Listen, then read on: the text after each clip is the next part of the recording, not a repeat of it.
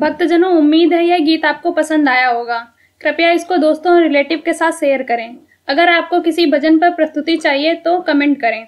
हम आपके लिए इस चैनल पर उस भजन को प्रस्तुत करने का प्रयास करेंगे। अगर आपने हमारे YouTube चैनल को सब्सक्राइब नहीं किया है तो तुरंत सब्सक्राइब करें और बेल आइकन दबाना बिल्कुल ना भूलें। धन्यवाद।